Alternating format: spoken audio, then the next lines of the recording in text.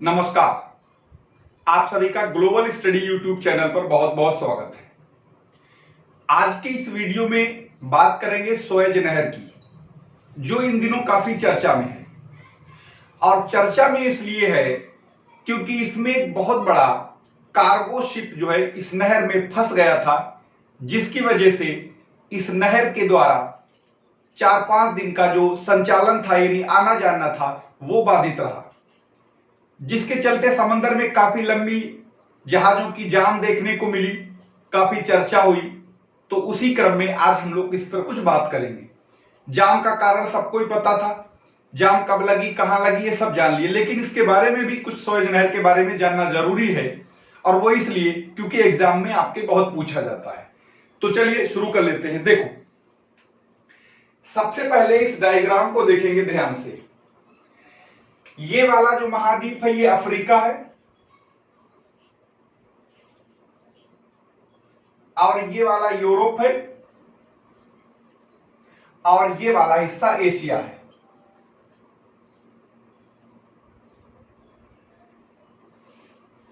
अब यहां पर अगर देखेंगे तो यूरोप और एशिया के बीच में आपको एक भूमध्य सागर दिखाई पड़ रहा है, जिसे हम लोग मेडिटेरियन सी कहते हैं, और बाकी इधर अरब सागर, बंगाल की खाड़ी, इंडियन ओशन, ये तो सब पहले से मालूम होगा आपको। यहां पर देखेंगे ये जो हिस्सा देख रहे हैं ये है आपका सिनाई प्रायद्वीप। जो ये ब्लैक कलर का जो ट्रायंगल दिखाई दे रहा है ये सिनाई प्रायद्वीप है। ये पहले ये भरा हुआ था, यहां पर ये जो डैश डैश दिखाई दे रहा है ये पहले नहीं था, ये भरा हुआ था। और सिनाई प्रायद्वीप, और यहीं पर एक देश पड़ता है जिसे हम लोग मिस्र या इजिप्ट कहा जाता है, ये था। यानी ये सब बंद था, कुछ नहीं था, ये सब बंद था। ऐसे बंद कर देते पहले, ये सब बंद था। तो भारत यानी एशिया और यूरोप के बीच में जो नौ संचालन होता था, यानी जो आना जाना होता था, या तो आप स्थल मार्ग द्वारा कर सकते हैं जो कि बहुत लंबा लगता था और बहुत मुश्किल भरा था, और समुद्री मार्ग हमेशा व्यापार के लिए सबसे ज्यादा असरदार पहले भी था, आज भी है और आगे भी रहेगा। यहां पर देखेंगे कि अगर आप इस वाले हिस्से को देखेंगे तो ये वाला हिस्सा आपका पुर्तगाल का आता है, और यहीं से वो वास्को डी गामा चला था, और ये अटलांटिक महासागर होते हुए, केप ऑफ गुड होप होते हुए, अरब सागर होते हुए, और यहां पर वो कालीकट पहुंचा था। यानी एक ये रास्ता ऐसा था जो अमूमन ट्रेडिशनल रास्ता कह सकते हैं, इसी रास्ते से होकर सारा आना जाना चला करता था। तो ये चलता रहा काफी लंबे समय तक। इसी कड़ी में एक फ्रांसीसी इंजीनियर था जिसका नाम लिखा हुआ है आपके सामने। इसने जो है, इसके दिमाग में एक आइडिया आया, और आइडिया ये आया कि उसने सोचा कि अगर हम यहां से देखते हैं, यहां से, तो यहां से अगर हम यूरोप से चलते हैं तो ये जिब्राल्टर जलसंधि है जिसे भूमध्य सागर की कुंजी कहते हैं, और यहां तक तो हम आराम से आ सकते हैं। और थोड़ा सा ये एरिया है, अगर इसको काट दिया जाए तो हमें दोबारा फिर पानी मिल जाएगा, और इस पानी के होते हुए हम ये यहां तक आ सकते हैं। यानी अगर ये कहें हम यहां से अगर अरब सागर से होते हुए बाबल, मांडेव, लाल सागर, सुएज नहर, भूमध्य सागर, जिब्राल्टर, और यहां तक आते हैं लंदन, बंबई से, तो इससे जो दूरी हमें तय करनी पड़ती है, अगर हम इस ट्रेडिशनल रूट को फॉलो करते हुए बंबई से लंदन जाते हैं तो हमको 7000 किलोमीटर दूरी एक्स्ट्रा तय करनी पड़ती है। आज की डेट में अगर देखें तो इस फ्रांसीसी इंजीनियर के दिमाग में एक विचार आया, और उसने इस काम को जो है, और मिस्र, क्योंकि अधिकार मिस्र का था, तो मिस्र सरकार यानी जो उस टाइम राजा रहे, वो वहां का शासक रहा होगा, उसको इस बात को समझाया, और समझाने के बाद उनके भी समझ में आ गया, कोई नसर करके थे, नसीर या नसर करके, तो ये जो नहीं, उस टाइम नसर नहीं थे, वो तो बात। तो फिर 1858 में इस नहर का निर्माण कार्य शुरू किया गया, यानी खुदाई की गई, और लगभग 10 वर्षों के खुदाई के बाद, यानी 10 साल की खुदाई के बाद, ये जो हिस्सा सिनाई प्रायद्वीप का जो मिस्र में था वो इसको काट दिया गया। और जब ये हिस्सा काट दिया गया तो ये जो भूमध्य सागर है ये वाला हिस्सा और ये वाला हिस्सा लाल सागर है, ये रेड सी है। तो भूमध्य सागर और रेड सी को दोनों को आपस में क्या कर दिया गया, मिला दिया गया। किसके द्वारा? सुएज नहर के द्वारा।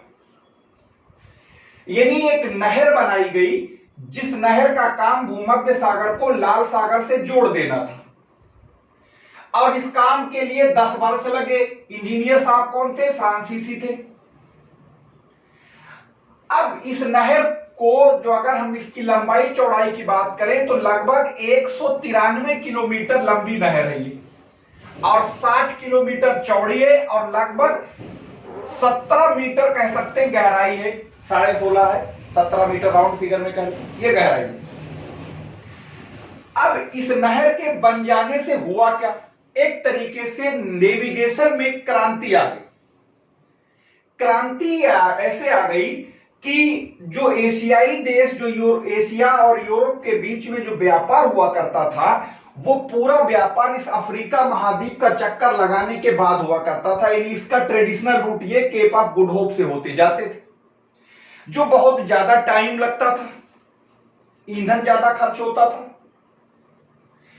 अब इसके बन जाने से हुआ ये कि अब सीधे सीधे लंदन से अब यहां तक आता है जिब्राल्टर, जिब्राल्टर से भूमध्य सागर, फिर सुएज नहर, लाल सागर, अरेबियन सी, अब फिर चाहे जहां जाए। यानी अगर हम आज की डेट में देखें, अगर हम एक जहाज यहां से बंबई से चलता है, सुएज नहर होते हुए लंदन पहुंचता है, और एक जहाज बंबई से चले और इस रास्ते को चलता हुआ लंदन पहुंचे, तो ये जहाज जो सुएज नहर के जरिए जाएगा उसके मुकाबले जो अफ्रीका का चक्कर लगा के जाएगा, तो अफ्रीका का चक्कर लगाने वाले जहाज को 15 दिन ज्यादा लगेंगे। यानी 15 दिन ज्यादा लगने का मतलब लाखों लीटर डीजल फूक जाएगा जो जहाज ईंधन के रूप में खपत करता है, और 15 दिन बहुत ज्यादा होते। तो इस नहर के बन जाने से यूरोप और एशिया के बीच में जो ट्रेड हुआ करता था, एक तरीके से उसमें क्रांतिकारी परिवर्तन हुए। यानी डिस्टेंस भी कम हुई, टाइम भी कम लगेगा और ईंधन भी खपत कम हुई। तो इसलिए याद रखना, सुएज नहर दुनिया की सबसे बड़ी मानव निर्मित नहर कही जाती है। अब दुनिया की सबसे व्यस्त नहर मानी जाती है। अब इस हुआ ये, जब ये नहर बन गई तो ये आना जाना इससे चालू हो गया।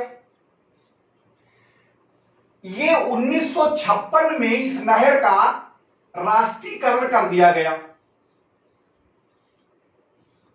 कोई नसीर नाम के या नसीर नाम के कोई मिस्र के प्रधानमंत्री राष्ट्रपति रहे थे।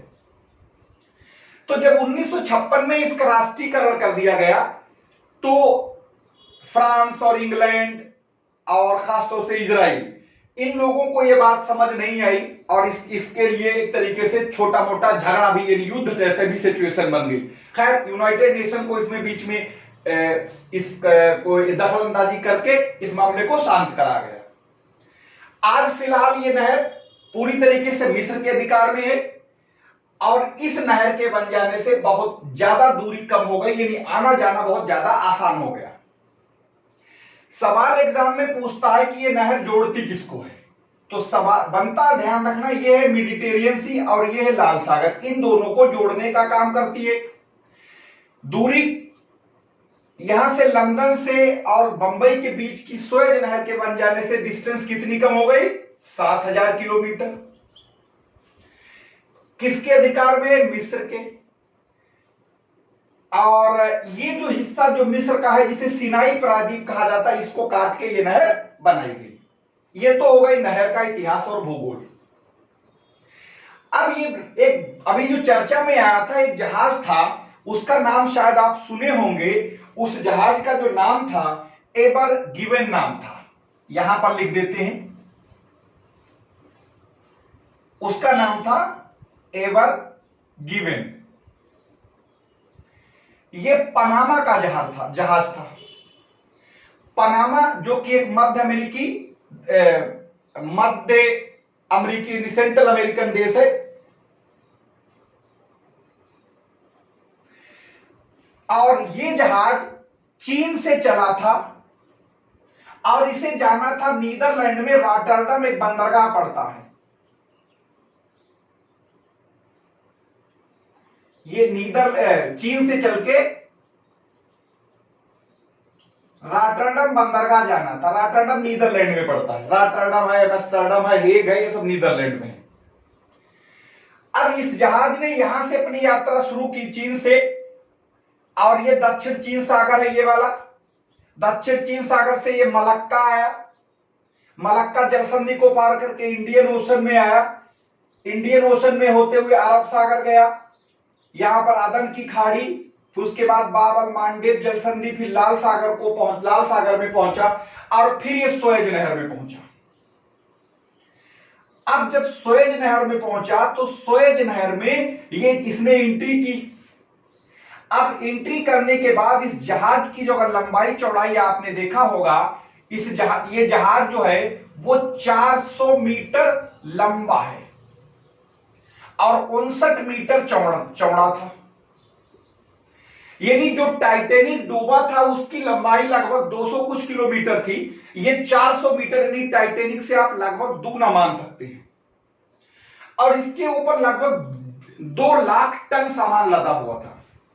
यानी इसके ऊपर जो कंटेनर लदे थे वो 20,000 कंटेनर लदे हुए थे, और एक कंटेनर जो था वो 20 मीटर लंबा था। यानी अगर इन्हें लगा दे रोड पर एक दूसरे को कंटेनर से, तो शायद सैकड़ों 100 किलोमीटर से ज्यादा लंबी लाइन लग जाएगी, इतना वजन लदा था। दुनिया का सबसे विशाल का शिप माना जाता है। 2018 में मैन्युफैक्चरिंग हुई थी इसकी। अब जैसे ये यहां पर इसमें सुएज नहर में एंट्री करता है, जैसे ये सुएज नहर थी, अब जैसे ये सुएज नहर में एंट्री करता है तो इसे ऐसे जाना चाहिए था, ऐसे पार करता ये। हुआ ये बताया ये जाता है कि हवाएं बहुत तेज चल रही थी और जहाज का जो कप्तान था वो उसने इसका नियंत्रण खो दिया। बजाय वो ऐसे जाने के, ये जहाज शिप जो है वो ऐसे इस नहर में फंस गया, यानी ऐसा हो गया, तिरछा हो गया। एक किनारा इसका इस दीवार से भिड़ गया और एक किनारा इसका इस दीवार से भिड़ गया। नहर क्या हो गई? बंद। अब जो इधर फंसे हुए थे जहाज यहां पर, वो इसमें फंसे रह गए, इसमें फंसे थे वो यहां रह गए। ना तो इधर वाले इधर जा सकते, ना इधर वाले इधर जा सकते, और ये बीच में ऐसे फंस गया। अब फंस जाने से कई दिन कोशिशों के बाद अब जो है, यानी कल की डेट में, यानी कि 29 तारीख में, 29 या 30 मार्च में, ये जहाज को काफी मेहनत के बाद छोटे जो जहाज होते हैं, जैसे हम लोग ट्रैक्टर फंस जाता है उसे ट्रैक्टर दूसरे ट्रैक्टर से घसीट के ठीक बाहर निकालने की कोशिश करते हैं, तो और जहाजों के जरिए ये जो ऐसे हो गया था, ये टेढ़ा हो गया था, फिर इसको जाके फिर सीधा किया गया, और सीधा जब किया गया तो फिर ये फ्लोट करने लगा, और फिर ये अपने भूमध्य सागर और भूमध्य सागर से जिब्राल्टर होता हुआ रॉटरडम अब पहुंचेगा। अब इतने दिन तक काफी बिजी रहा। अब सुएज नहर के बारे में एक चीज और बता दें कि पूरी दुनिया में जितना भी ट्रेड होता है, लगभग 12% ट्रेड जो है वो सुएज नहर से अकेले होता है। इस जहाज से लगभग 50 से ज्यादा प्रतिदिन जहाज गुजरते हैं, और याद रखना एक टाइम पर एक ही जहाज गुजर सकता है, क्योंकि वैसी तो है नहीं डबल ट्रैक हो ट्रेन की तरह दो आमने ऐसे गुजर जाए। दूसरी बात, इससे एक सवाल और पूछा जाता है, जैसे ये आपका है सुएज नहर, पूछता है ये दक्षिणी किनारा है सुएज नहर का, ये उत्तरी किनारा है, तो दक्षिणी किनारे पर एक पोर्ट पड़ता है, इसका नाम है पोर्ट सुएज। ये भी पूछा जा चुका है एग्जाम में, एक पोर्ट सुएज। और उत्तरी किनारे पर जैसे यहां से इंटर करेंगे तो पोर्ट सुएज पड़ेगा, और जब इस नहर को पार करके मेडिटेरियन सी किनारे पर पहुंचेंगे तो वहां पर एक पड़ता है मिस्र का पोर्ट, उसका नाम है पोर्ट सईद। ठीक।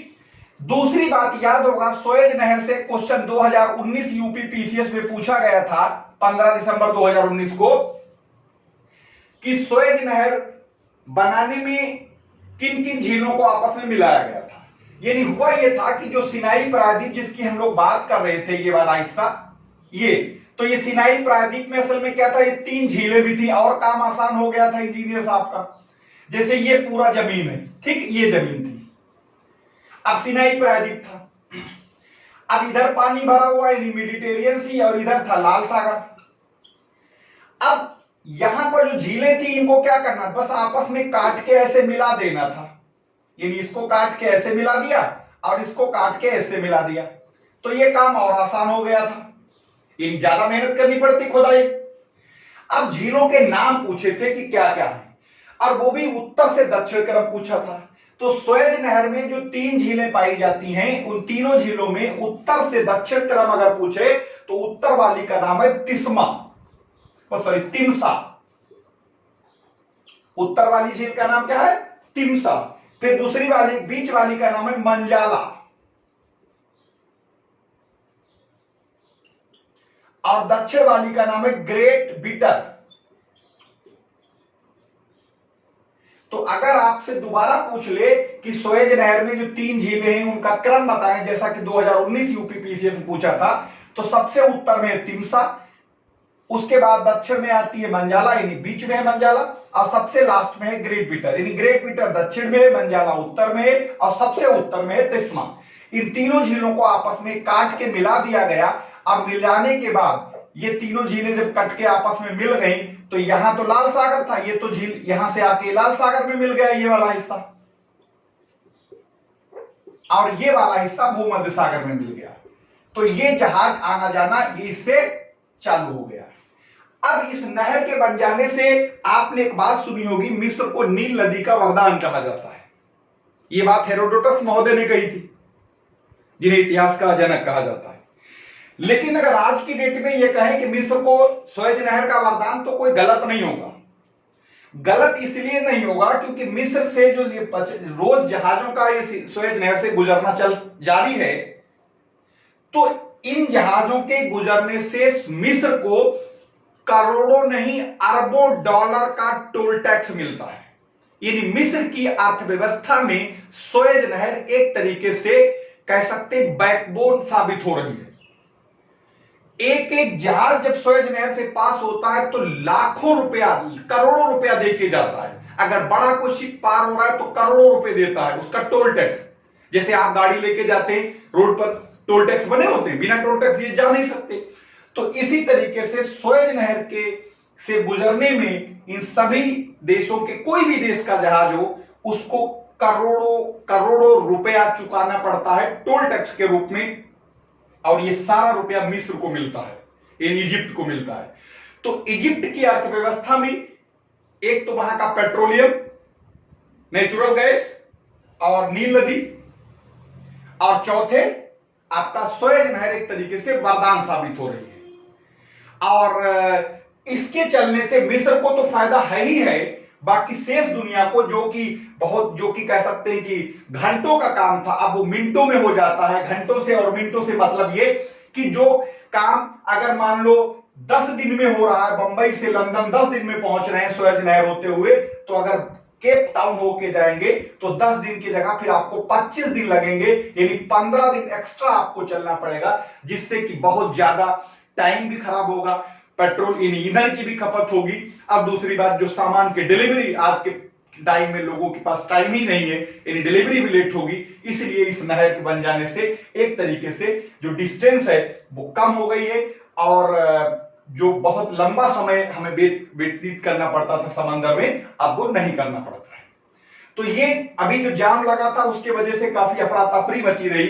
बहुत यानी करीब करीब 400 कहा जाता बिलियन डॉलर का प्रति घंटे का नुकसान हो रहा था, यानी बिजनेस में, यानी व्यापार में, क्योंकि बहुत सारे जहाज यहां फंसे थे, बहुत सारे यहां फंसे थे। अब हुआ ये, इन सारे जो यहां से सामान इधर जाना था, इधर से इधर जाना, वो तो बंद हो गया। खास तौर से कच्चा तेल जो यहां से फारस की खाड़ी से निकल के इधर जाता था वो फंस गया। इधर वाला सामान जो, जैसे कि यहां से बहुत सारा, जैसे कि ये फ्रांस, यूरोपियन कंट्री से जो सामान इधर आता वो फंस गया। तो इसके वजह से कच्चे तेल की कीमतों में भी उछाल देखने को मिली, और बहुत सारे जो आपके घरेलू प्रोडक्ट थे या जितने भी टाइप के थे वो सब एक तरीके से ब्लॉकेज हो गया इस रास्ते में, तो उनमें भी एक तरीके से उछाल देखने को मिली। लेकिन अब ये पूरी तरीके से नहर साफ हो गई है, फिर से शुरू हो गई है, और दोबारा किसी तरीके की ऐसी अनहोनी अब ना हो, क्योंकि इससे क्या होता है, इससे बहुत ज्यादा दिक्कतें होंगी, पूरी दुनिया इससे प्रभावित होगी। ठीक है, तो दुआ करते हैं ऊपर वाले से ऐसा दोबारा कभी अनहोनी ना हो, सब कुछ ठीक चलता रहे। और हाँ, दूसरी बात, अब ये जो YouTube चैनल जीएस कैंपस है, इस पर भी आपको जो वीडियो मिल ही रहे हैं, साथ ही साथ दुनिया के हर तरीके के जो इंटरेस्टिंग या जो भी आपके नॉलेज वाले हैं, जो आपको जरूरी जानना है, वो आपको ग्लोबल स्टडी पर भी मिलते रहेंगे। तो जो जीएस कैंपस के सब्सक्राइबर हैं, वो अगर आप चाहें तो उस ग्लोबल स्टडी को जरूर सब्सक्राइब कर लिए, क्योंकि ये दोनों चैनल हमारे ही हैं, दोनों पर आपको वीडियो मिलते रहेंगे। लेकिन ग्लोबल स्टडी पर इस तरीके के ऐसे तमाम जानकारी भरे वीडियो मिलते रहेंगे। बहुत बहुत धन्यवाद।